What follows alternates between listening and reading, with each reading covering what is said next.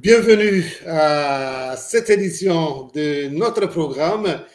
Nous sommes heureux de vous retrouver encore une fois aujourd'hui et nous saluons tous ceux qui se joignent à nous, qui consacrent leur temps à suivre notre programme aujourd'hui, surtout ceux qui nous suivent à travers Twitter, à travers YouTube, à travers Facebook, à travers Instagram, mais aussi à travers TikTok.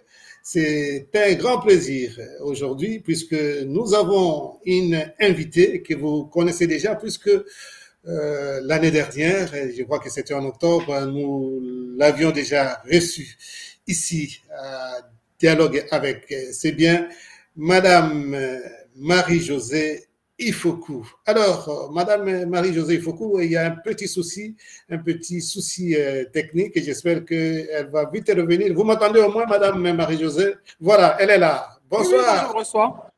Bonsoir, Madame Marie-Josée. Bonsoir. Voilà, c'est un grand plaisir Oui, bonsoir, Père Jean-Pierre.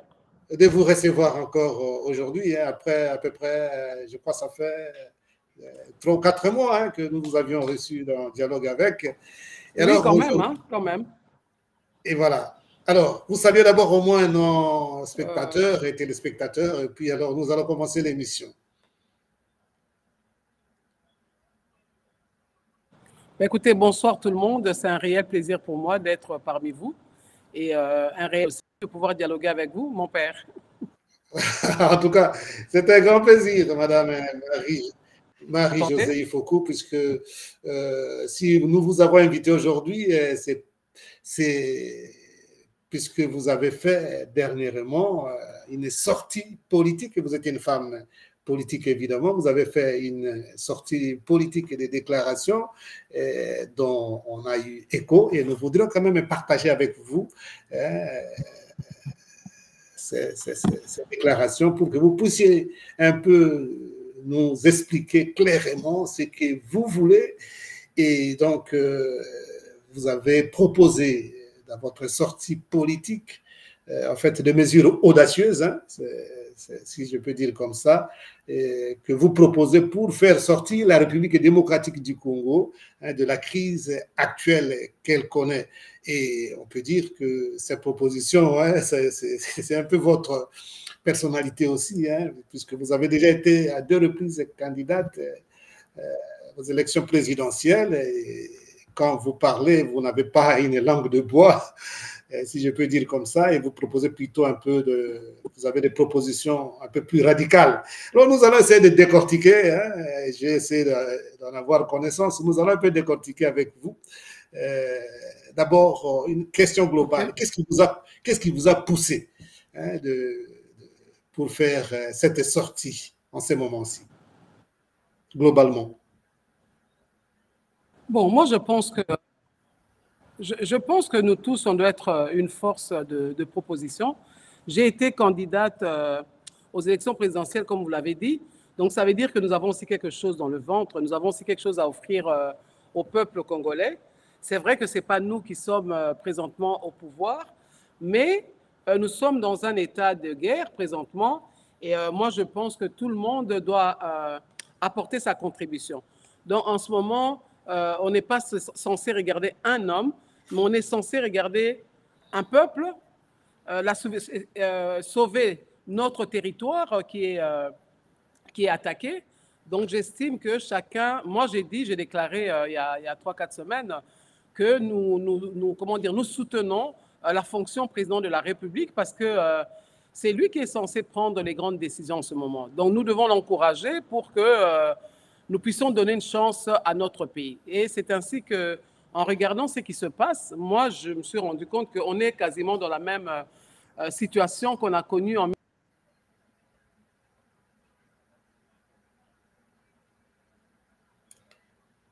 Alors là, on semble avoir un petit souci technique. J'espère que Madame Marie-Josée Ifoku va vite nous revenir. Et ça, c'est un peu le souci que nous avons habituellement quand nous avons des invités à Kinshasa. C'est lié au problème de connexion à Internet. J'espère que ça va s'arranger. Ne vous découragez pas. vous qui êtes connectés pour suivre notre invité du jour. Il y a un petit souci, comme vous pouvez voir, qu'elle est un peu bloquée. C'est la difficulté de connexion à Kinshasa. Nous sommes un peu habitués. Et pour rappel, aujourd'hui, Dialogue avec reçoit Madame Marie-Josée Ifoku, qui est une femme politique de la République démocratique du Congo, qui s'est déjà présentée aux élections présidentielles dans son pays, la République démocratique du Congo, d'abord en 2018 et aussi en 2023. Alors, vu la situation que traverse aujourd'hui la République démocratique du Congo, elle a fait des propositions pour sortir le pays, donc la République démocratique du Congo, de la crise actuelle. C'est comme ça que nous avons jugé bon de l'inviter afin qu'elle puisse un peu nous expliquer ses propositions. Et malgré des problèmes de connexion à l'Internet, j'espère qu'elle va vite revenir parmi nous pour que nous puissions continuer ce dialogue. Je remercie déjà ceux qui se sont connectés pour nous suivre, notamment ceux qui nous suivent à travers Facebook, à travers YouTube, à travers Twitter, à travers Instagram, mais aussi à travers TikTok. Et l'émission Dialogue avec aide aussi les téléspectateurs et les spectateurs de participer en écrivant, en posant des questions à notre invité. Alors, j'espère que nous n'allons pas beaucoup souffrir aujourd'hui avec les problèmes de connexion et que Madame Marie-Josée Ifoku va vite nous revenir. Et aujourd'hui, comme vous avez remarqué aussi, l'équipe n'est pas au complet pour des raisons diverses. Donc, je serai seul aujourd'hui à animer cette émission. Et si jamais il y a un problème technique, je suis obligé de presque pas monologuer, puisque je sais que nos téléspectateurs sont là pour nous suivre. Alors, nous attendons d'un moment à l'autre Madame Marie-Josée Ifoku pour qu'elle revienne afin que nous puissions reprendre notre émission. Donc, ce n'est pas de sa faute ni la mienne, c'est évidemment des problèmes de connexion en République démocratique du Congo, ce qui arrive souvent. Et d'un moment à l'autre, donc, elle va revenir parmi nous. Et comme je disais, elle a fait une sortie politique avec des déclarations qui peuvent aussi avoir des répercussions pour elle-même, et elle doit à un certain moment s'attendre à beaucoup de feedback, donc de critiques de la part d'autres personnalités politiques. Mais je crois que c'est une femme qui assume ses déclarations, et nous connaissons aussi depuis les premières élections, nous connaissons son idéologie de combolisation, puisque souvent elle se présente avec, disons, un balai qui a un sens pour essayer de mettre de l'ordre ou balayer un peu la cour quand elle est sale. Alors, d'un moment à l'autre, vous allez excuser, puisque je ne sais pas ce qu'il y a comme difficulté pour Madame. Voilà, je crois qu'elle va nous revenir d'un moment à l'autre. Je crois qu'elle essaie de faire signe, mais je ne sais pas si c'est le problème de connexion. Voilà, elle est là. Voilà. Beaucoup d'être revenus. J'espère que nous n'aurons pas beaucoup de difficultés. On va essayer d'aller vite. Voilà. Alors, vous essayez un peu d'expliquer ce qui vous a poussé globalement à faire la sortie politique. Et si vous pouvez reprendre rapidement, comme ça, nous allons commencer maintenant à dialoguer avec des questions que moi j'ai préparées pour vous. Oui, donc voilà, Goma est tombé. Nous avons dit à tout le monde que nous soutenons le président de la République, puisque nous sommes dans une situation où on n'est pas dans un combat politique, mais il y a le feu dans la maison. On a des frères et sœurs qui sont tués à Goma. Vous avez vu le nombre de morts, le carnage qu'il y a eu là-bas. Donc bref, moi j'estimais que c'était le moment que chacun puisse apporter sa contribution. Et comme le temps traînait un peu et que nos ennemis semblent s'en prendre plus au président, enfin se cachent derrière le président de la République hein, pour des raisons qui peuvent être fausses ou vraies, pour moi le débat n'est pas celui-là, ce n'est pas une raison pour donner un mandat à comment il s'appelle, à Kagame pour venir nous exterminer et piller nos richesses quasiment. Parce que le partenariat qu'il a conclu avec l'Union européenne l'année passée, en février 2024, pour lui fournir des minerais qu'il n'a pas. Donc clairement, l'Union européenne lui a donné mandat d'entrer dans notre sol et nous piller. Et voilà, c'est choquant. Et pour la raison qu'ils ont avancé derrière ça, c'est que eux, c'est un État de droit et il est plus organisé que nous. Est-ce qu'il a le raison de venir, en tant qu'un État de droit, de venir piller un autre État souverain? Donc, bref, le pays est en guerre. Il va falloir prendre des décisions audacieuses, courageuses. Et comme je vous ai dit tout à l'heure, tout le monde semble s'en prendre à lui. C'est ainsi que moi, j'ai dit que l'histoire se répétait. L'AFDEL, en 1996, c'était quasiment la même chose. Et il y a Kabila qui était utilisé par le Rwanda pour attaquer ses propres frères. Il y a eu des tueries, tout ce que vous savez, jusqu'à arriver au pouvoir. Et Nang a fait la même chose aussi. Il en veut à Félix Tshisekedi pour des raisons qui sont les leurs. Et voilà, il vient avec... il est mis en avant comme un pantin et vient attaquer ses frères et sœurs encore une fois de plus pour revenir prendre le pouvoir. C'est ainsi que moi j'ai proposé, puisque l'homme à battre pour vous tous c'est Félix Tshisekedi, ben faisons comme ça avait été proposé à l'époque en 1996. Voilà, justement, on arrive. J'avais d'abord posé la question du point de vue global. Maintenant, essayons de voir un peu vos propositions, puisqu'il y en a hein, suffisamment. Nous allons essayer de parcourir quelques-unes des propositions. Tout d'abord, vous alliez commencer par ça. Vous proposez, vous suggérez, disons, le retrait du président Tshisekedi qui devrait adopter, selon vous, un rôle symbolique jusqu'aux prochaines élections. Bon, ça, on va encore voir puisqu'il y a d'autres timings que vous avez proposés. Car, selon vous, cette décision pourrait permettre de désamorcer, selon vos propres mots, les tensions politiques et de restaurer la confiance du peuple. Voilà. Est-ce que vous pensez, ça c'est, vous avez proposé, vous pensez que c'est faisable, ce que vous avez proposé là?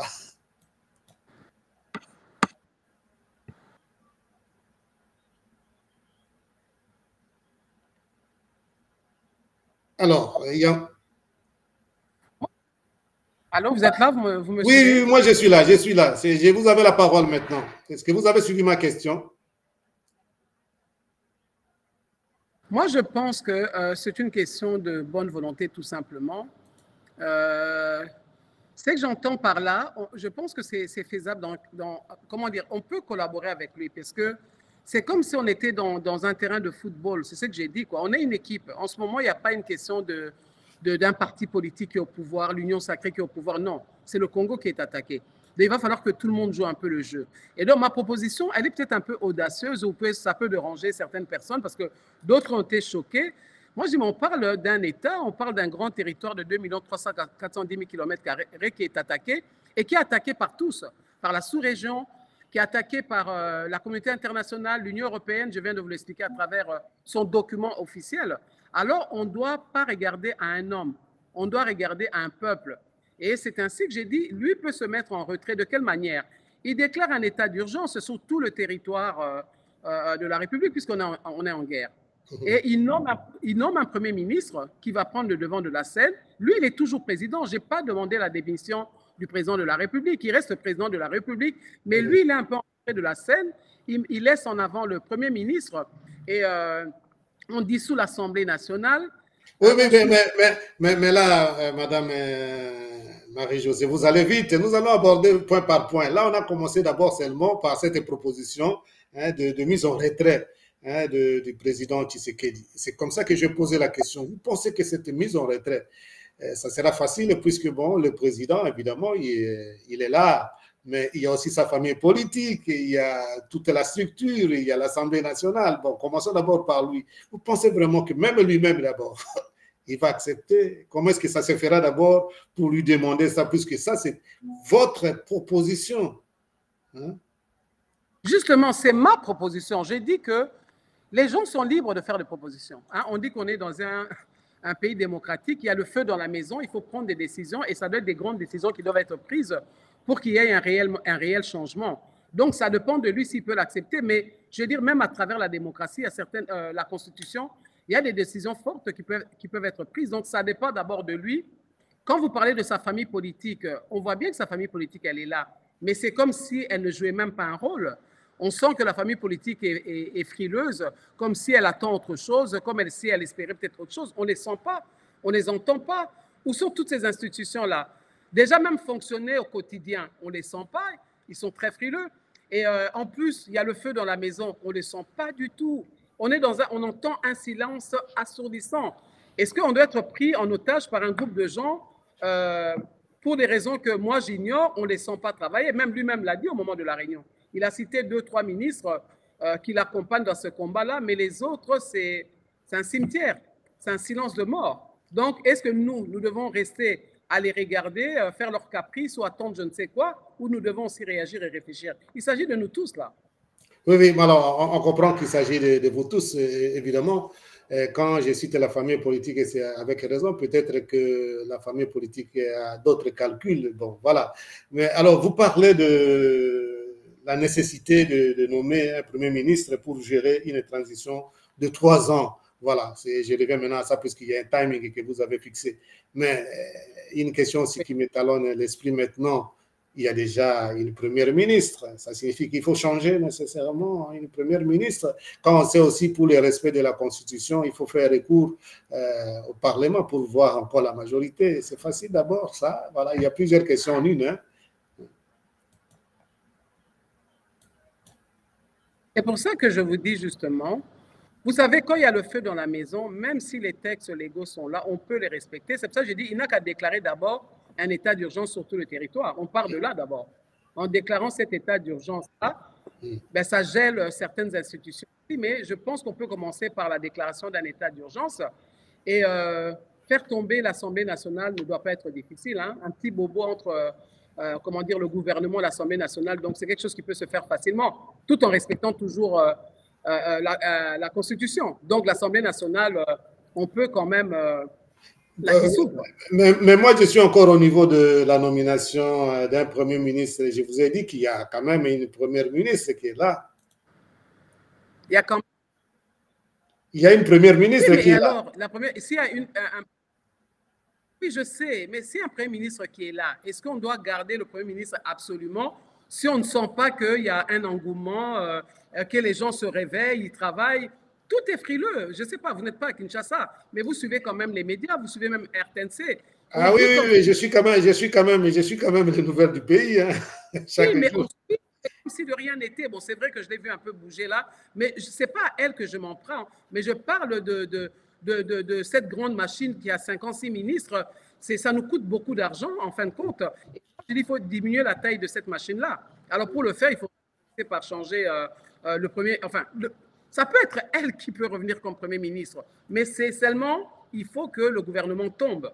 Parce que je pense que vous l'avez constaté, comme je vous ai dit tout à l'heure, les gens ne jouent pas leur rôle, les gens ne jouent pas le jeu, si vous voulez appeler ça comme ça.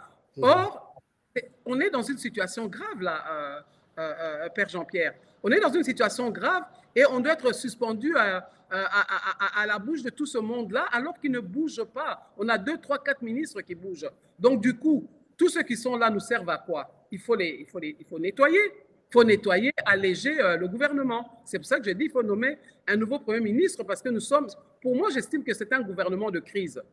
Il y a un changement dans la nature, il y a un changement dans l'environnement. Il faut aussi changer ceux qui dirigent parce que c'est eux qui étaient là. C'est eux qui ont permis. Alors, tout ce que vous êtes en train de dire là, ça incombe au président de la République alors? Mais il a reconnu lui-même, il a reconnu qu'il a perdu, il n'a pas perdu la bataille. Il y a eu une faiblesse. Il y a eu, lui-même il en a parlé, je crois, il ne l'a pas caché non plus. Il y a eu des détournements, il y a eu des trahisons, il y a des infiltrations, tout ce qu'on veut. Il reconnaît qu'il y a eu cette faiblesse-là. Donc il faut changer l'équipe. On ne continue pas avec l'équipe qui n'est pas gagnante. Il faut changer l'équipe. Alors, vous parlez aussi hein, dans vos propositions de la dissolution des institutions qui sont en place. puisque vous les jugez en fait inefficaces et incapables de répondre aux aspirations des Congolais. C'est un peu ce que vous venez déjà de dire avant. Et alors après, vous parlez de la création d'un conseil des sages qui jouerait un rôle clé dans la coordination des changements nécessaires. Alors, ces conseils des sages, vous ne donnez pas de chiffres. Vous ne donnez pas... Non, j'ai dit d'abord que quand on dissout l'Assemblée nationale, je trouve que ces institutions-là se sont déjà destituées d'elles-mêmes, ces institutions. Parce que depuis que Goma est tombé, Bukavu est tombé, on ne les entend pas. Ils ne jouent pas leur rôle. Donc moi, j'estime que l'Assemblée nationale elle-même, elle s'est déjà destituée. Le Sénat, les assemblées provinciales qui sont budgétivores, et on a besoin de cet argent-là pour un effort de guerre. Et c'est un truc que moi j'ai dit, quand on arrive à dissoudre l'Assemblée nationale, on suspend les assemblées provinciales et puis le Sénat. Donc, ça nous donne déjà des moyens et ça nous permet de créer ce conseil de sages qui va avoir 145 représentants de nos territoires. On a 145 territoires et il y aura 145 représentants de ces territoires-là qui vont se mettre ensemble, qui vont s'asseoir justement pour aider à coordonner cette période transitoire. Parce que moi, alors, Madame Marie-Josée Ifoukou, je ne sais pas s'il y a la confusion, puisque le texte que moi j'ai vu, vous parlez du Conseil des sages, mais à un certain moment, vous parlez aussi d'une nouvelle Assemblée nationale qui représenterait alors, comme vous venez de dire, les 146 territoires du pays, garantissant ainsi une représentation équitable. C'est la même chose le Conseil des sages et puis l'Assemblée nationale de 46 députés à peu près, c'est ça ou bien... Vous sortez entre... Ah oui, oui. Alors, je reprends la question. Je reprends la question. Alors, vous parlez du Conseil des sages, mais toujours dans votre texte, vous parlez aussi d'une Assemblée nationale qui sera plutôt représentative de 146 territoires. Alors, c'est comme ça ma question est de savoir si le Conseil des sages coïncide avec l'Assemblée, disons, nationale, ou bien quoi, ou bien il y a deux organes. L'Assemblée nationale, ce sera les 145 territoires. Le Conseil des sages, en fait, c'est comme une forme de Sénat. C'est une forme, j'ai bien dit, de représentants de la communauté congolaise qui sont aussi dans toutes ces provinces-là. Et c'est eux qui servent un peu de coordination de tout ce qui va se passer.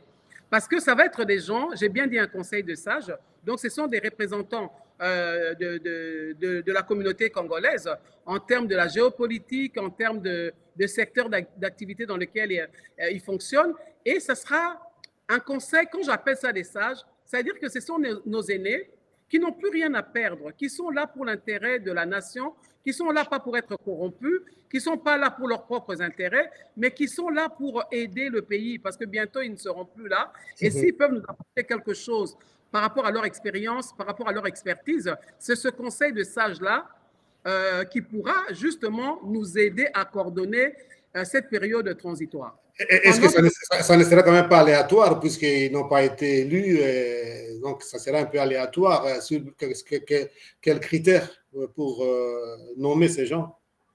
Oui, alors c'est là-dessus que je viens. Nous avons plusieurs, ça ne sera pas aléatoire. Vous savez, Nanga, quand il veut arriver ici, dans tous les cas, quand Nanga arrive ici, il fait tomber les institutions. Vous êtes d'accord avec moi?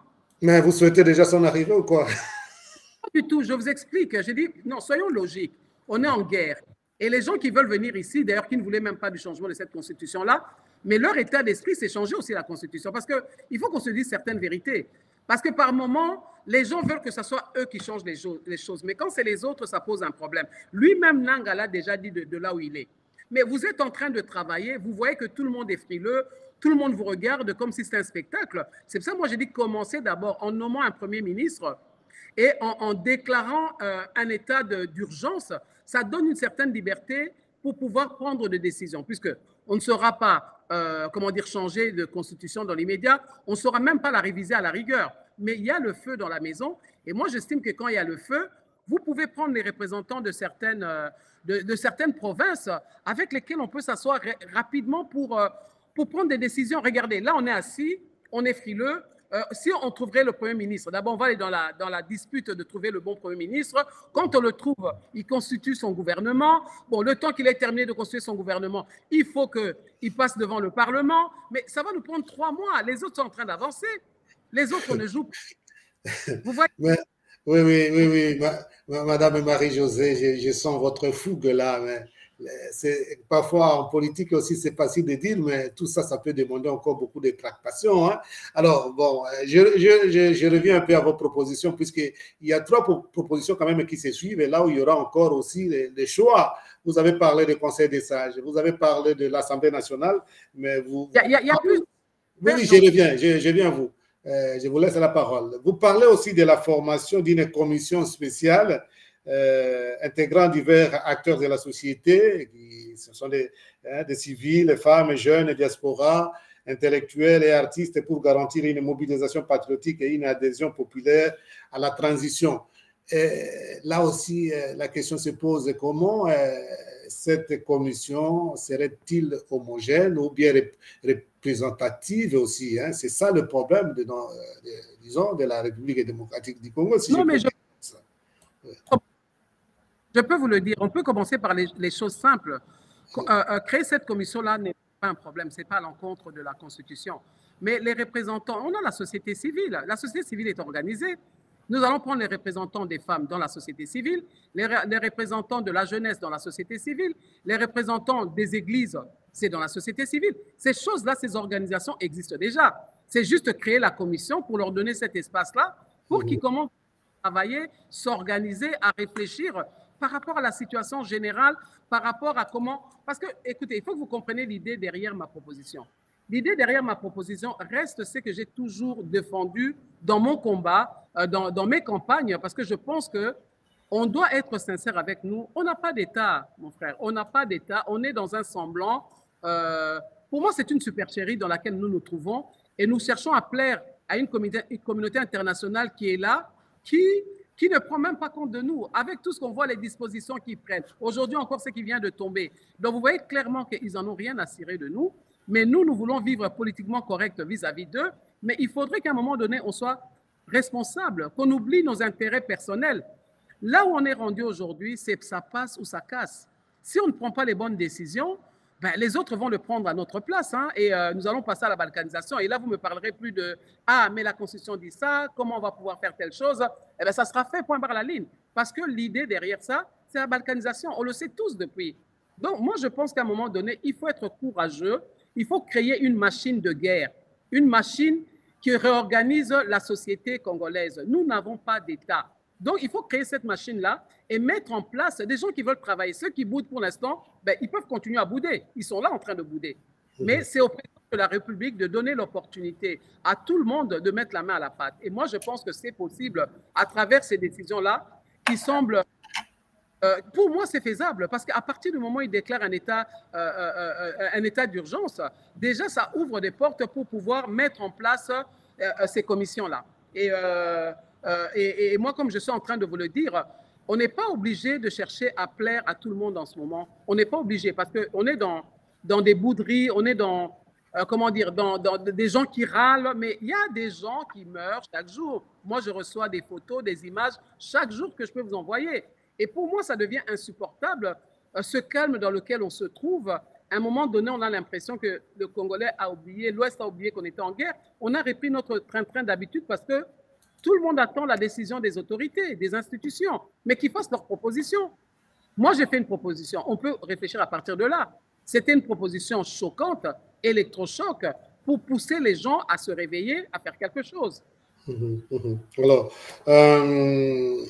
il y a aussi cet esprit, hein, même vos propositions, c'est pour l'amour du pays. Et puis alors, vous faites aussi appel à l'unité, à la mobilisation pour faire face aux défis actuels, hein, et disons à la guerre surtout, l'esprit de balkanisation qui guette le pays, à bâtir un avenir meilleur pour la République démocratique du Congo.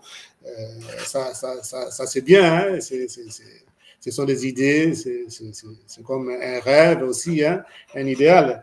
Mais alors, dans vos propositions. Hein. Vous avez le courage quand même de parler, ça, je vous le reconnais, hein, Madame Marie-Josée Ifoku. Mais vous exhortez avec courage, hein, ça vous allez un peu expliquer, peut-être vous l'avez déjà dit d'une manière ou d'une autre, vous exhortez le président Félix Tshisekedi à ne pas céder au conseil de son entourage et à privilégier plutôt une sortie de crise pacifique afin d'éviter un bain de sang. Un peu d'explication, moi je ne vais pas commenter. Non, moi je vous ai dit ça tout à l'heure. Vous savez, dans la vie, les choses de fois ne sont pas simples. Tout ce qui se passe là, je vous ai dit ça tout à l'heure, Nanga semble s'en prendre à lui. Il ose nous dire, ça c'est se moquer du peuple congolais, que c'est lui, le président de la CENI, qui l'a mis là comme président. Donc, c'est très grave. Ce que Nanga dit là est très grave, même pas par rapport à Félix Tshisekedi, mais par rapport à lui-même, Nanga.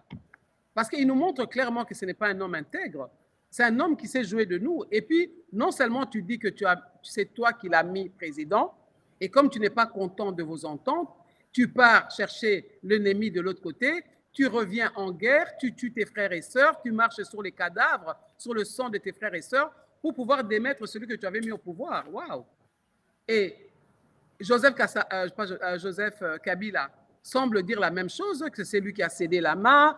Et donc, toute votre supercherie, vous venez de le mettre sous le nez. Et nous, on doit rester comme ça, là, à vous regarder. La communauté internationale décide que, mais le pays n'est pas très bien géré, la population souffre, ainsi de suite, détournement, vol, tout ce que vous voulez. Vrai ou faux, pour moi, le débat n'est pas celui-là. Mais est-ce que vous avez le droit de venir vous mêler de nos histoires et décider que comme lui détourne, comme lui abuse, comme lui, tout ce que vous voulez, vous, maintenant, vous avez le droit de venir tuer la population pour aller prendre nos richesses. Parce qu'ils ne viennent pas nous sauver, tous ces gens-là. Que ce soit Kabila, que ce soit Nanga, que ce soit la communauté internationale, clairement, ils ne viennent pas aider le peuple congolais. Mais eux le punissent, lui, parce que lui abuse de nous. Vous voyez qu'il y a quelqu'un qui se moque de l'autre. C'est pour ça, moi, je propose, j'ai dit, mais comme ça semble être vous le problème, alors que cette situation-là, on la connaît avant que Félix n'arrive au pouvoir, mais comme ça semble être vous l'homme à abattre, reculez un peu, reculez pour aider le pays à avancer, à affronter ces gens-là, puisque ça ne sera plus vous. Dès que vous vous mettez en avant, ils vous pointent du doigt. La sous-région vous pointe du doigt. La communauté internationale vous pointe du doigt. Kabila vous pointe du doigt. Nanga vous pointe du doigt. Alors aidez-nous. Nous sommes des chrétiens, nous sommes des gens engagés et notre modèle a été capable de s'humilier par amour pour nous. Donc dans cet état d'esprit-là, vous aussi reculez. Moi, je n'ai pas dit qu'il démissionne. Je demande un repli stratégique, si on peut appeler ça comme ça. Un repli stratégique, peut-être parce que votre tête ne leur revient pas. Et comme votre tête ne leur revient pas, alors mettez-vous en retrait. Il y a des choses qu'il doit nous dire. Il y a des choses avec lui, on doit partager. Puisque les décisions qui sont prises là sont prises par le président de la République. Donc, il est toujours président de la République. C'est lui qui va déclarer l'état d'urgence. C'est le président de la République. C'est lui qui va nommer le Premier ministre. C'est lui qui va dissoudre l'Assemblée nationale. Et dissoudre l'Assemblée, tout ce que j'ai dit là jusque-là, c'est... comment dire, c'est toujours constitutionnel. Je ne vais pas à l'encontre de la Constitution. Les trois choses que je viens de citer. Donc, c'est faisable. Alors, on peut commencer par là, mais créer la commission dont je parle. La commission dont je parle. Mais c'est faisable aussi, c'est toujours dans la légalité. La suspension de l'Assemblée provinciale. On a déjà des cas de jurisprudence du temps de Kabila. Moi, quand j'ai été nommé commissaire spécial adjoint, mais l'Assemblée était suspendue, l'Assemblée provinciale. Donc, ce sont des décisions qui connaissent déjà de cas de jurisprudence. Donc, pourquoi ne pas les prendre? Pourquoi ne pas le prendre? On ne peut pas. Moi, je ne sais pas qu'est-ce qu'on attend, en fin de compte. Hein. Je regarde la scène, chaque jour, je me réveille. Moi, j'ai l'impression que ma vie est brisée, quoi. Je vous dis la vérité. Depuis que la nuit où j'avais suivi, comment il s'appelle, Tristan Lusakweno, la nuit, je me rappelle, c'est à 1h du matin, quand il a parlé de ce carnage, Père Jean-Pierre, j'avais l'impression qu'on m'avait déchiré en deux. Et comme j'ai beaucoup de gens qui sont à Goma, ils m'ont envoyé les photos. Maman, pendant 48 heures, j'avais des nouvelles de personne. Et je priais, j'ai dit, Seigneur, je t'en supplie plutôt qu'ils ne meurent pas. Et quelques-uns, j'ai de leurs nouvelles aujourd'hui, mais d'autres, j'ai toujours pas de leurs nouvelles. Je ne sais pas ce qu'ils sont devenus. Donc, bref, moi, depuis ce jour-là, je savais qu'on était en guerre. Mais tant que Goma n'était pas tombé, on avait déjà quelques localités qu'il était, mais Goma, c'était stratégique. Donc, quand j'ai vu Goma tomber, mais moi, jusqu'à aujourd'hui, je vous dis la vérité, je suis déchiré à l'intérieur de moi. Donc, comment on peut être zen, on peut être calme pour prendre des décisions, mais il y a des morts chaque jour. Il y a 2-3 jours, on vient de m'envoyer encore 12 jeunes qu'on a tués comme ça à bout portant. Et ces jeunes, la maman, vous faites quoi? On vous a... Donc, tu te sens impuissant, tes enfants sont là morts, et moi, je vais attendre les caprices des gens. Je vais attendre que certains se réconcilient. On fait avec ceux qui sont prêts à bouger. C'est tout. C'est ce qui vous a poussé à avoir le courage de parler pendant que peut-être les autres n'ont pas le courage de parler fort. Mais... Alors, félicitations d'abord pour ça. Vous faites des propositions, mais il y a aussi d'autres propositions. Hein. Je vais vous demander un peu ce que vous pensez de la proposition des évêques de la République démocratique du Congo, donc regroupés au sein de la Conférence épiscopale nationale du Congo, CENCO, et puis aussi l'Église du Christ au Congo. Ce sont deux dénominations des églises qui représentent quand même plus de 60% des chrétiens en République démocratique du Congo. Ils proposent aussi leur pacte social. Comme j'ai ça sur ma table ici, et ce n'est pas vraiment pour l'aspect partage du pouvoir, mais c'est pour voir l'avenir du pays, pour mettre fin, par exemple, à ces conflits toujours perpétuels ou à répétition, pour penser l'avenir du pays, par exemple, pour ne pas avoir de crise pour les élections, ainsi de suite. Alors, qu'est-ce que vous pensez, par exemple, de la proposition aussi de la CENCO et de l'ECC? Écoutez, moi, j'ai suivi la proposition de la CENCO et l'ECC, mais bon, moi, personnellement, je l'ai dit clairement que j'étais un peu déçu. Je n'ai pas vu qu'ils ont consulté les femmes. S'ils l'ont fait, en tout cas, je n'ai pas vu. Et on n'a pas été invité à la table de ce débat-là. Et moi, c'est que je déplore, parce que c'est quand même l'Église catholique. Alors, pardon, là, je ne vous coupe pas la parole puisque vous parlez des femmes, puisque j'essaie un peu de suivre ce qui se passe, puisqu'il y a une condition technique, à ce que je sache, peut-être nous, on a déjà reçu en rapport avec, je vais vous donner la parole, en rapport avec, disons, l'initiative de la CENCO et de l'ECC, nous avons déjà reçu le secrétaire général de la conférence épiscopale nationale du Congo, donc Monseigneur Cholet. Nous avons reçu aussi le secrétaire général et porte-parole de l'Église du Christ au Congo, le révérend Éric Senga. Et puis, nous avons reçu aussi M. Martin Fayoulou, puisqu'il les a reçus. Alors, j'ai parlé à l'équipe technique, parce que je sais celui qui chapeaute ça. En fait, ils m'avaient parlé, peut-être ils n'ont pas fait beaucoup de publicité sur ça, ils avaient quand même reçu un groupe de femmes. Peut-être que...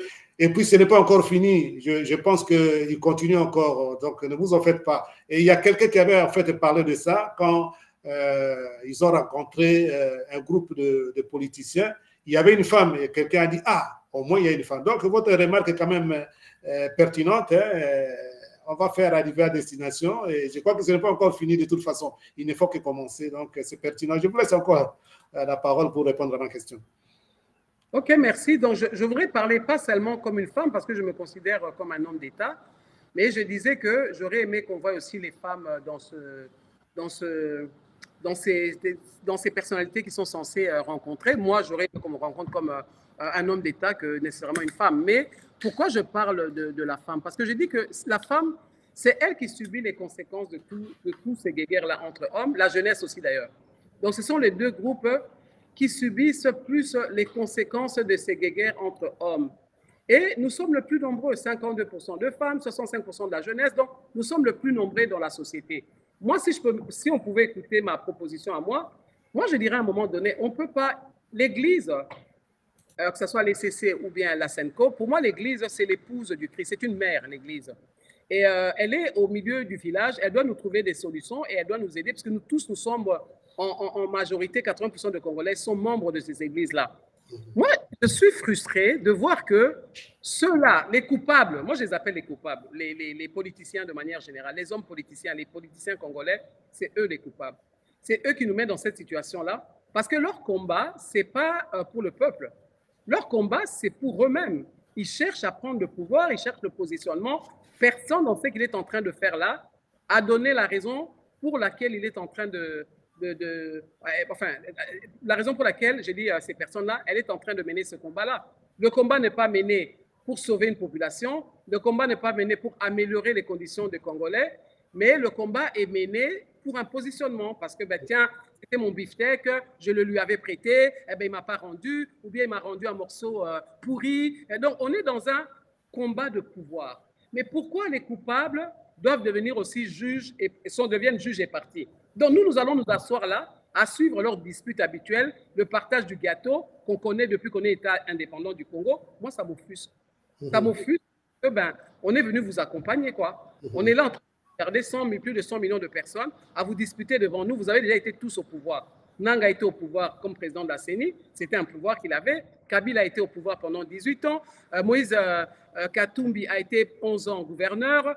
Tous, aujourd'hui, Félix est président de la République, ça fait 6 ans. Donc, tous ont été au pouvoir et ils se disputent ce pouvoir-là. Mais il faudrait leur poser la question. Il faudrait que l'ECC, la SENCO, leur pose la question par rapport à la population.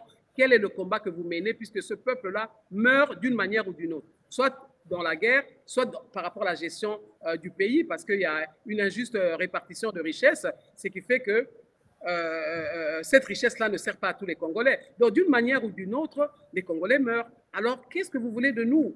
Pourquoi nous devons subir vos caprices? On est quand même plus nombreux que vous.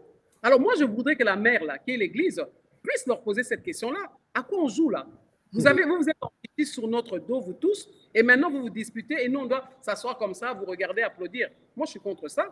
Voilà, alors Madame Marie-Josée Foucault, hein, je suppose, je pense que vous aurez le temps de le dire à la SENCO et à l'ECC. Hein, bon, je ne dis pas que c'est moi qui vais faire, mais je crois qu'ils suivent aussi l'émission, ils vont suivre, ils seront interpellés pour que vous puissiez leur dire ce que vous êtes en train de dire. Mais ma question que je vous pose peut-être maintenant, un peu en sortant un peu de vos propositions, puisque vous vous attaquez en fait aux responsables politiques qui ont déjà exercé un rôle politique, même si vous avez aussi été gouverneur. Si aujourd'hui vous devenez première ministre, présidente de la République, la population ne va pas aussi se plaindre de la même manière que vous êtes en train de vous plaindre maintenant. Ça, c'est un peu une parenthèse et vous répondez vite et puis nous revenons. Non, Père Jean-Pierre, la population ne pourra pas se plaindre comme moi je me plains des autres. Parce que, vous savez, quand vous avez déjà eu de l'expérience dans le privé, vous avez déjà fait vos preuves, je ne me vante pas jusqu'à être directeur général. Donc, j'ai eu le temps aussi de m'organiser pour gagner ma vie. La plupart des gens, on dirait qu'ils viennent en politique avec une valise et puis après, ils ressortent de là puissants. Notre combat n'est pas celui-là parce que franchement, moi, la politique ne m'intéresse pas. Mais on n'a pas le choix. Si des gens engagés, des gens sérieux n'entrent pas dans ce combat-là, nous allons continuer jusqu'à ce que le pays soit déchiqueté et nous aurons été complices parce qu'on n'aura rien fait. Donc, à un moment donné, pour moi, c'est un cri de cœur où j'ai dit que quand même des gens qui pensent aux autres doivent prendre le courage de mener ce combat-là. Donc, c'est la raison pour laquelle je suis entré en politique. Et vous pouvez aussi vous renseigner, j'ai été gouverneur. Je donne toujours l'exemple de quelqu'un qui gagnait 15 000 $ avec un gouverneur qui gagnait 19 000 $ qui tombe. Je devrais passer à 19 000 $? Non. Moi, je ne suis ni passé à 19 ni à 15 000 parce que je trouvais que ce n'était pas correct. J'ai descendu mon salaire à 5 000 $ parce qu'on vivait dans un espace, et même ces 5 000 $ ne me servaient pas à moi, mais c'est juste pour vous dire, personne ne m'a obligé à le faire. Mais je trouvais que ce n'était pas correct. On avait trop de choses à faire dans cette province-là. Ne fût-ce que des petits ponts, on l'a fait sous fonds propres et sur le salaire de ce gouverneur-là qui était tombé. Mais la différence de mes 10 000 $, on a réalisé quelques travaux. On a été chercher des engins avec cet argent-là. Donc, c'est pour vous dire que moi, je vis ça personnellement, c'est un sacrifice. Et je pense que en tant que chrétien engagé, en tant que servante de Dieu, moi, je pense que la politique aussi, c'est un apostolat. C'est un espace où on doit aller gérer les autres pour l'intérêt de tous. Oui, c'est un apostolat, mais on voit bien les politiciens congolais. Oui. Ils n'ont pas de pension, hein, donc ils veulent passer toute leur vie au pouvoir. Ça, c'est une parenthèse vite fermée. Alors, vous avez soulevé aussi dans votre proposition une question qui est une question sérieuse, même si on essaie de l'éluder, de la cacher, mais vous avez soulevé un problème sérieux. Il y a toujours un jeu de cache-cache. Certains semblent dire que ça n'existe pas, et pourtant, quand on regarde, même on observe au loin, c'est un problème sérieux. Vous avez soulevé ça et je voudrais quand même que vous puissiez... là, je vous encourage même à parler un peu plus fort, hein, puisque là, beaucoup de gens sont en train de vous suivre et il y a beaucoup de gens qui vont vous suivre. Hein. Vous mettez en garde contre la montée, hein, la montée des tensions tribales et puis vous invitez les Congolais à la combolisation. Ça, c'est un mot qui vous est cher, hein, un peu votre, comment est-ce que je peux dire, votre idéologie, la congolaisation, hein, mais avant, vous parlez vraiment de ces dangers, de la montée du tribalisme. Ça, ce n'est pas à cacher. Il faut le dire, puisque quand on va chez le médecin et on cache la maladie, on n'est pas soigné. Donc, c'est un problème sérieux. Hein. À part d'abord tout ce qu'on parle des groupes linguistiques, mais la montée du tribalisme, c'est un problème qu'on doit beaucoup combattre en République démocratique du Congo. Donc, avec votre combolisation ensuite, ce concept de l'unité nationale qui est très importante, et puis une résistance patriotique contre l'ennemi. Et alors, si vous pouvez un peu d'abord parler de ça, et puis vous ajoutez aussi ces faits des attitudes qui n'aident pas les Congolais à s'unir, même quand il y a un problème sérieux où tous les Congolais devaient s'unir. Pourquoi? Puisqu'il y a toujours des attitudes, des paroles, des actes qui n'aident pas à l'unité des Congolais, ou des provocations, ou disons, comment est-ce qu'il faut les appeler, des influenceurs qu'on engage pour injurier l'autre camp. Ça n'aide pas beaucoup, hein, on le voit. Ou des journalistes qui ne font plus leur métier, qui deviennent plutôt des communicants, des politiciens. Ça pose problème sérieux pour l'unité et la cohésion du pays. Alors, je vous donne la parole, hein, je ne vais pas faire beaucoup de commentaires. Oui, j'ai dû en parler parce que j'ai vu que c'est en train de monter petit à petit et il va avoir, on nous déchire déjà d'un côté par d'autres personnes. Et maintenant, si nous-mêmes, on crée encore cette division-là, on risque de ne pas s'en sortir. On est dans une période très, très sensible, voire fragile, et c'est aux autorités d'empêcher ce genre de langage-là. Mais vous voyez dans quoi, moi j'ai dit, franchement, je ne le cache pas, je crois que je vous l'ai dit tout à l'heure, le problème du Congo, c'est notre classe politique. C'est point barre la ligne. Il n'y a pas quelqu'un d'autre qui est coupable de ce qui se passe aujourd'hui, jusqu'à ce qu'on arrive à cette guerre-là depuis 1996 et qui continue jusqu'à aujourd'hui. Le problème du Congo, c'est sa classe politique. La classe politique, je pense, a mal compris le pouvoir. Donc, depuis 1960, qu'on a eu l'indépendance, moi, j'appelle ça toujours que ça, c'est la sortie des enfants d'Israël de l'Égypte. Mais on est sorti sans repère. On est sorti sans programme clair. On est sorti sans directive. Donc, un peuple sans vision, sans direction est totalement perdu. Et c'est dans quoi on est parce qu'on est sorti, nos pères ont tout simplement aimé le pouvoir qu'ils enviaient aux Belges. Quand ils les voyaient passer, ils n'ont pas regardé même le travail qu'ils faisaient alors que nous étions un pays colonisé, mais il y a quand même eu une administration qui n'était peut-être pas là pour notre intérêt, mais il y avait quand même l'administration, il y avait les infrastructures, il y avait l'éducation, tout ce que tu veux, parce que même si ça leur servait à eux, mais ces choses-là existaient. Donc, quand nous, on a pris le pouvoir, il fallait quand même préparer un grand programme de développement. Donc, il n'y a pas eu de directive.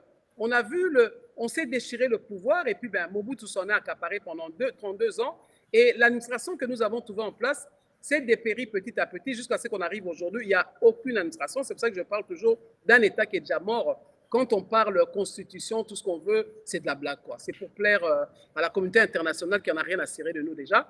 Mais on doit prendre le courage de s'organiser. Donc, ce discours dangereux qui est en train de monter à la surface, il va falloir l'arrêter tout de suite. Et nous n'allons pas nous taire et nous allons sortir pour en parler parce que chaque fois qu'une personne prend le pouvoir, c'est sa famille, sa grande famille là, de provinciale, ou je ne sais pas moi comment j'ai appelé ça, régionale, qui pense que c'est elle qui a pris le pouvoir. Et c'est vraiment dramatique cette histoire-là.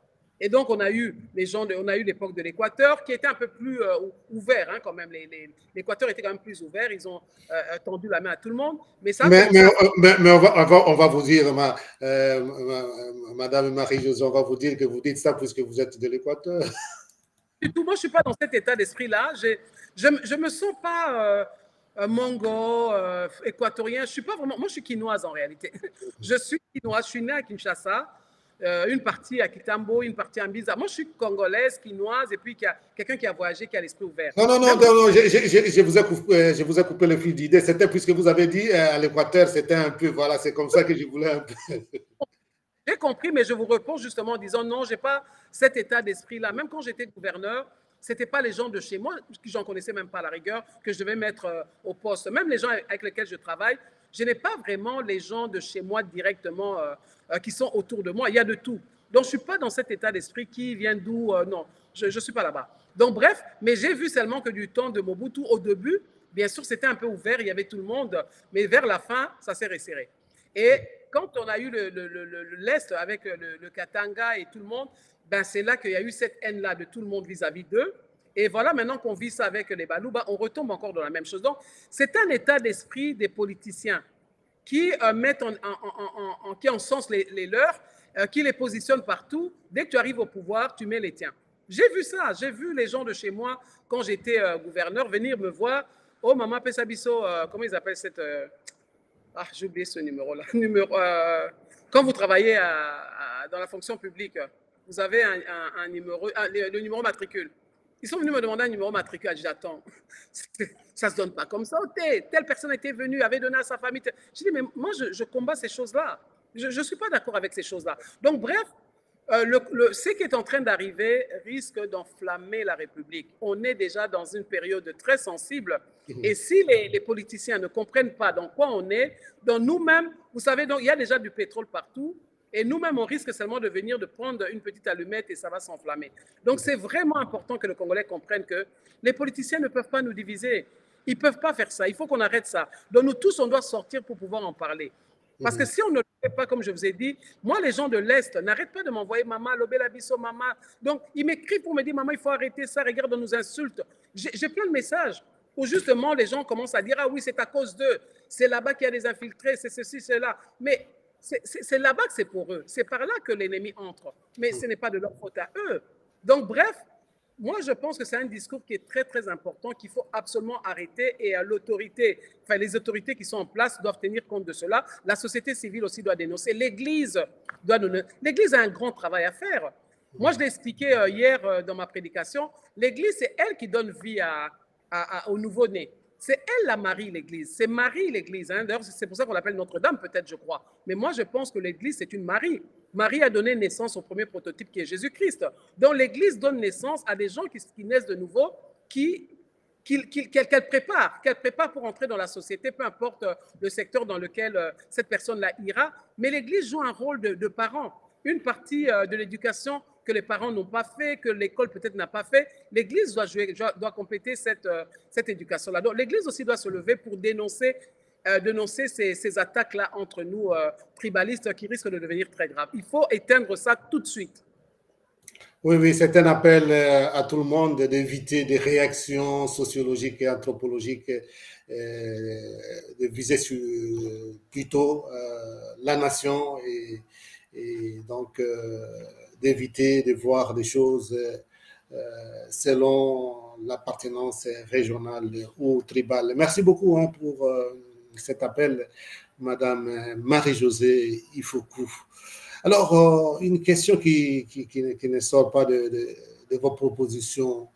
Pourquoi les femmes, ou la femme, disons comme ça, la femme congolaise ne s'adonne pas à la politique comme vous le faites avec passion, dans le sens qu'il y a des femmes quand même qui sont en politique, mais qui préfèrent entrer déjà dans les partis organisés, tenus toujours par les hommes. On a quand même besoin aussi des partis, comme votre parti, j'ai oublié le nom là, je m'excuse, j'avais écrit ça quelque part, mais j'ai perdu, et je crois qu'il y a un petit « et » là-bas que vous mettez.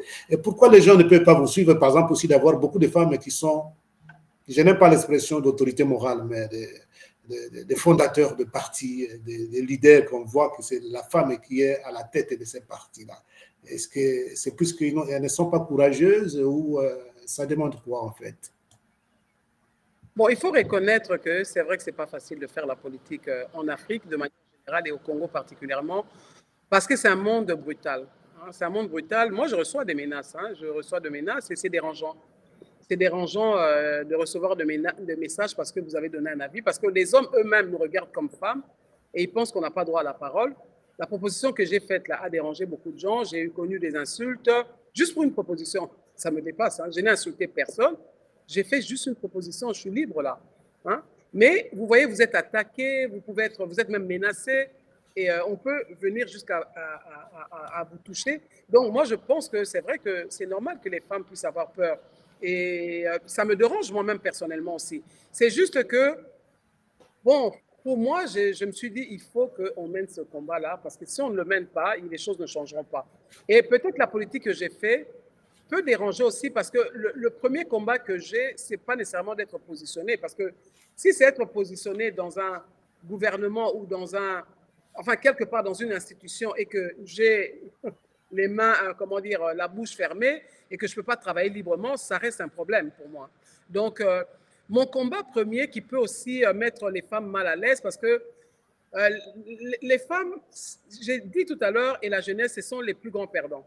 Dans ce combat d'hommes, dans ce combat des testostérones, ce sont les femmes et la jeunesse qui sont le plus grands perdants, et peut-être qu'ils préfèrent se trouver aussi dans des machines plus importantes, plus lourdes, plus huileuses peut-être, je ne sais pas. Mais moi, mon combat, chaque fois on me demande, vous êtes de la majorité, vous êtes de l'opposition. En fait, moi, je ne suis pas vraiment dans ce combat-là. Mon combat à moi, il faut qu'on mette tout à terre.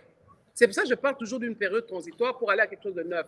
Parce qu'en réalité, on vit dans un grand mensonge. On est dans un leurre. On se ment. On dit qu'on a un État. On dit qu'on a une constitution. Mais les choses ne sont pas vraiment respectées. On n'a pas d'État. Je vous dis que j'ai vécu à la Tchouapa. Il n'y a pas d'État. État, je dis toujours le même mot, égale tracasserie.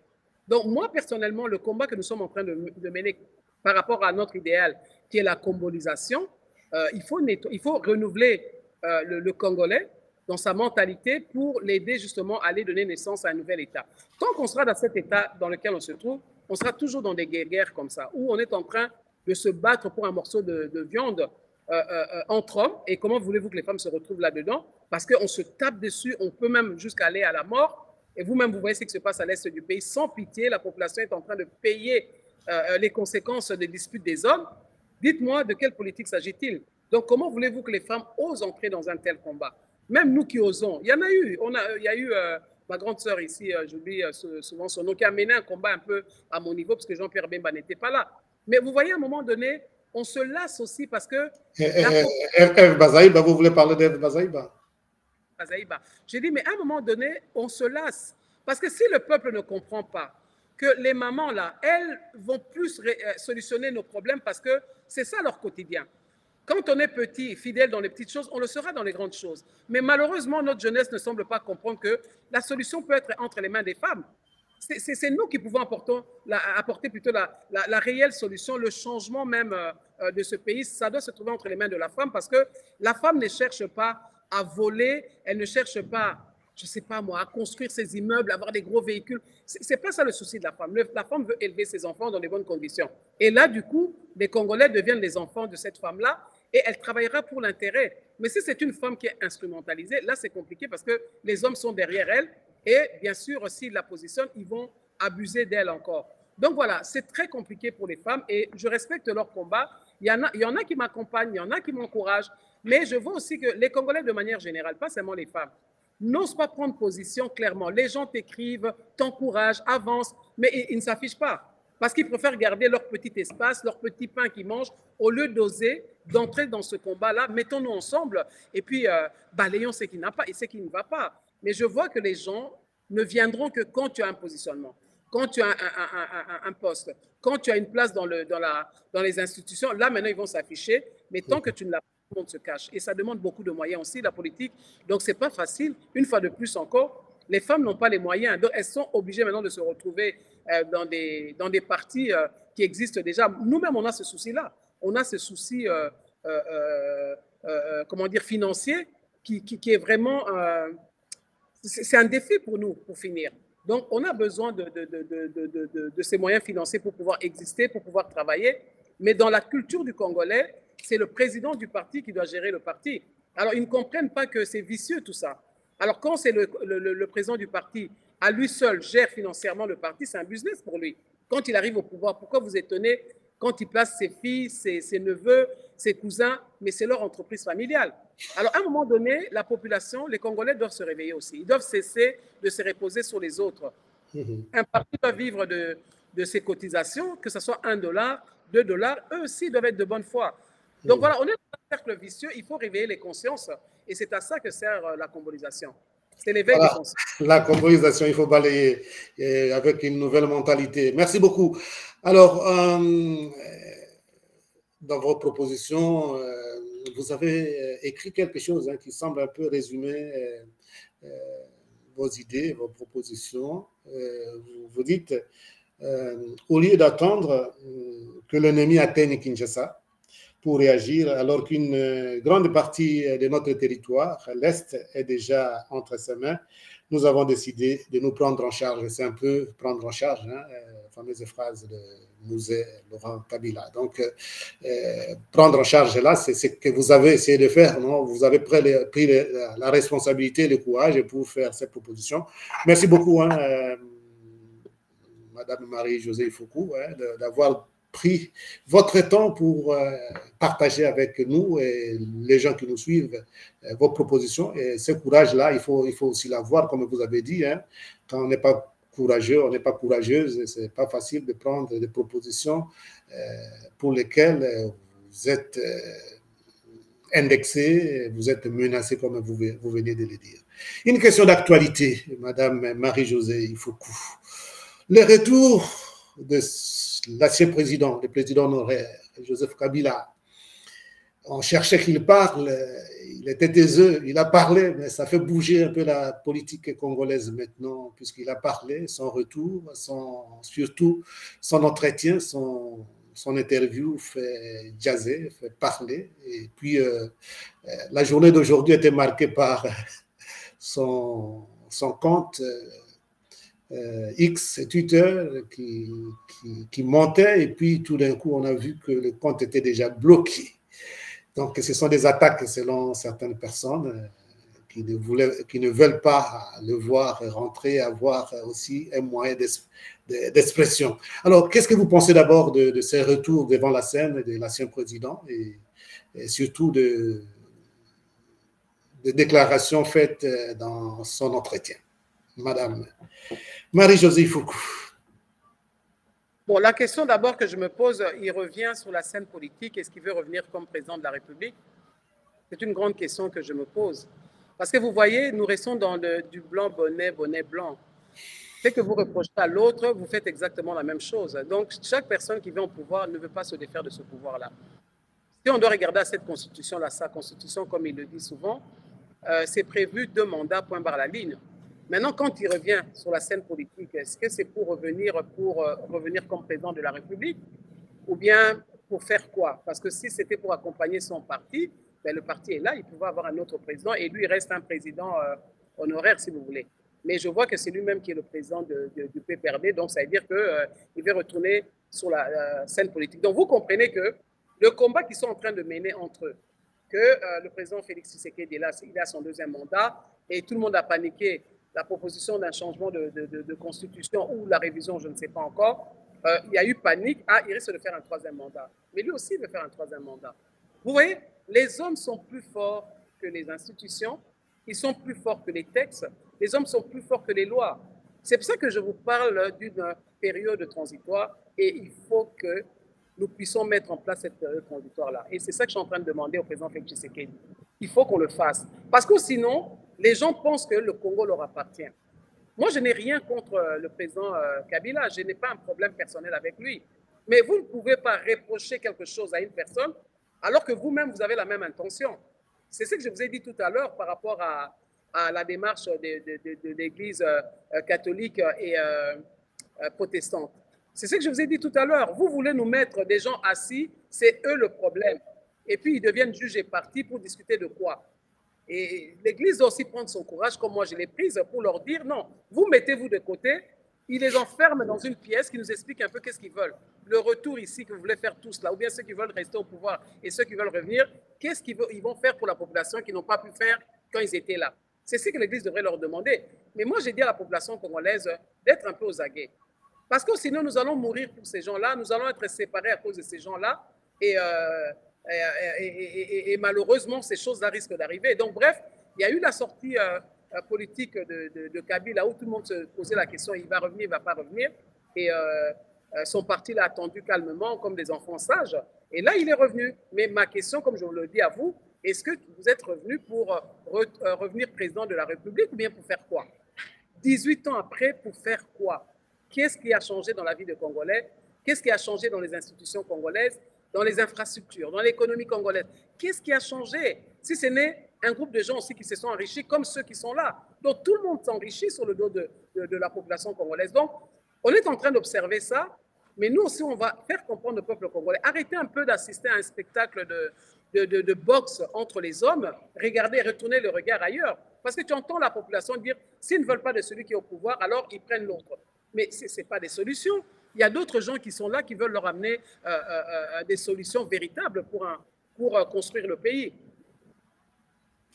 Merci beaucoup. Hein.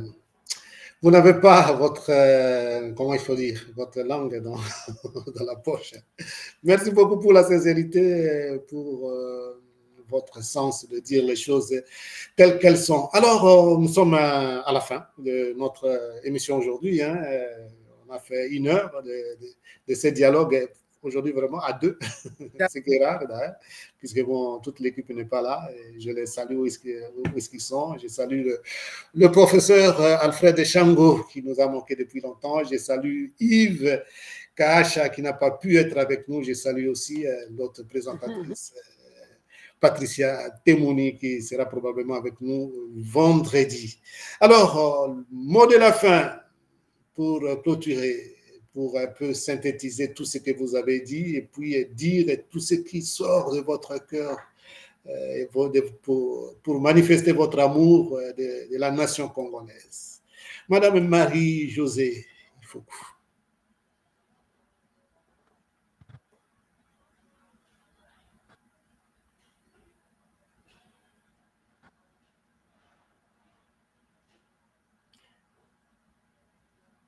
Un petit souci de connexion là, sans doute. Hein. Vous m'entendez, Madame Marie-Josée? Ah, maintenant, je vous entends. Là, je vous entends. Voilà, c'était pour vous donner les derniers mots, hein, pour que vous puissiez faire un peu résumer tout ce que vous avez dit et puis éclairer encore ceux qui nous suivent hein, de vos propositions pour la République démocratique du Congo, pas seulement vos propositions, mais votre amour pour la République démocratique du Congo, puisque vous voulez le bien des Congolais et de la République démocratique du Congo. Moi, ce que je voudrais dire en cette période, ce n'est pas les individus qui doivent être mis en exergue, c'est le peuple. Et donc le peuple, là, c'est-à-dire nous tous. C'est pour ça que je me suis permis de faire cette proposition où je demandais un peu au président de la République d'être en retrait. Mais un retrait, c'est lui qui nomme, c'est stratégique quand même. C'est lui qui déclare un état d'urgence, c'est lui qui nomme un Premier ministre, c'est lui qui peut nous faciliter à dissoudre l'Assemblée nationale puisque c'est faisable s'il y a conflit entre le gouvernement, l'exécutif et l'Assemblée nationale, donc il peut quand même trouver les moyens de dissoudre l'Assemblée nationale. J'ai dit qu'il peut suspendre les assemblées provinciales qui sont budgétivores. On a besoin de ce fonds-là pour l'effort de guerre. Et aussi suspendre le Sénat, qui pour moi, à mon avis, ne sert à rien en ce moment. Donc, les propositions que j'ai faites, c'est peut-être audacieux, mais c'est faisable. Il y a des choses qu'on peut corriger, mais ça peut se faire rapidement. Et si je peux me permettre de lui donner un conseil, parce qu'après tout, c'est lui le président de la République. Donc, c'est à lui de prendre ces grandes décisions-là. Pourquoi s'attarder à rechercher seulement les politiciens pour créer ce gouvernement que moi j'appelle de crise, parce qu'il y a une urgence. Moi, si j'étais lui, je m'attarderais sur, sur monsieur, madame, tout le monde, mais en tenant compte de l'expertise, de l'expérience, de la technicité de ces personnes-là par rapport aux postes dans lesquels il va pouvoir les placer. Parce qu'attendre les politiciens, c'est encore le partage du gâteau. Or, on n'est pas dans un état d'esprit de partage du gâteau. Il y a le feu dans la maison. Tout le monde doit mettre la main à la pâte. Donc moi, ce que je propose aux Congolais en ce moment, que nous puissions faire comprendre au président de la République, nous devons créer une machine de guerre. On est livré à nous, on est livré à nous-mêmes. La solution doit rester congolaise. Nous avons bien vu que les gens n'ont pas l'intention de nous aider. C'est payant. Il faut sortir de l'argent pour payer ces gens-là. Mais payer les Congolais, ils sont prêts à travailler pour cela. Donc mettons-nous ensemble. Faisons tomber les institutions qui ne servent à rien pour l'instant, mais allons-y avec ces ressources financières qui existent pour ces institutions pour mettre en place les commissions que j'ai proposées, des organisations de réflexion. Les spécialistes de l'économie se mettent ensemble, les spécialistes de la guerre se mettent ensemble, les spécialistes, il y a moyen de faire bouger la population de manière à ce que tout le monde se réveille et se sente concerné. Les jeunes n'attendent qu'un mot. On veut appeler, là je vous dis, moi personnellement, ma proposition, je n'avais pas besoin de le mettre dans les médias. S'il y avait une commission qui existait, qui traite de ça, même si je n'avais pas accès à cela, je pouvais envoyer ma proposition. Aujourd'hui, mettez-vous à la place de la population et qui réalisent qu'il y a des infiltrés. Ils vont appeler qui? Ils vont passer encore dans les médias. Donc, ces infiltrés-là ont le temps de fuir. Donc, en cette période où nous nous sommes rendus compte que nous sommes en train d'aller vers une balkanisation, devenons une force nous-mêmes. Devenons cette union européenne, mais union congolaise. Devenons union congolaise. Et mettons-nous ensemble avec toutes les provinces, les responsables de ces provinces-là, mettons-nous ensemble, créons notre machine de guerre. Et moi, je suis convaincu que nous pouvons gagner cette guerre-là. Pour moi, ce n'est pas perdu du tout. On a toutes les chances de le gagner, mais c'est une question d'organisation, de confiance et même voire de repentance. Il faudrait que ceux qui sont là fassent d'abord une repentance. Parce que ça ne va pas. Nous avons assisté à tous ces détournements-là sans qu'il y ait arrestation, sans qu'il y ait des réelles sanctions. Donc, demandez aussi pardon à la population congolaise et après, on peut se mettre ensemble et commencer à faire le travail ensemble parce qu'il s'agit de la survie d'un peuple. Hein, il s'agit aussi de la protection d'un territoire. Donc, nous sommes tous concernés. Et il va falloir que le président de la République l'accepte. Ce n'est pas question que j'aime telle personne ou je n'aime pas. Mais ceux qui sont prêts à travailler, qu'on se mette ensemble, les autres suivront après. Donc voilà, moi, ma proposition, c'est celle-là parce que c'est ça notre vision, le balai. Comme Boana, chaque tige représente le Congolais. Et mis ensemble, nous devenons une force. Et donc, ensemble, on peut balayer l'ennemi. Moi, j'y crois. Je pense que c'est possible. C'est une question d'organisation et de bonne volonté. On peut y arriver. Voilà, c'est une question d'organisation et de volonté, on peut y arriver. Merci beaucoup, Madame Marie-Josée Ifokou. Ce n'est pas la dernière fois que vous passez dans le dialogue avec nous. Nous ferons encore appel à vous prochainement. Quand vous avez besoin de dire quelque chose, nous sommes là pour vous donner cette opportunité. Merci beaucoup pour ce partage de vos propositions pour le bien de la nation, de la République démocratique du Congo. Je remercie aussi tous ceux qui nous ont suivis à travers les différentes plateformes, à travers YouTube, à travers Instagram, à travers Facebook, à travers Twitter, à travers aussi TikTok. Vous allez retrouver cette émission demain au cours de la journée et un autre rendez-vous, ça sera probablement vendredi prochain pour ceux qui sont dans le même fuseau horaire que nous. Une bonne soirée. Et les autres qui doivent encore passer leur après-midi, nous leur souhaitons bonne continuité pour la journée. Le plaisir était le mien de vous accompagner aujourd'hui, seul, sans les autres membres du dialogue avec. Et en tout cas, un grand merci encore à Madame Marie-Josée Ifokou, une femme politique de la République démocratique du Congo, d'avoir accepté notre invitation. Nous nous retrouvons très prochainement avec le même plaisir. Au revoir et à très bientôt. Merci sincèrement. Au revoir, Père Jean-Pierre. Au revoir.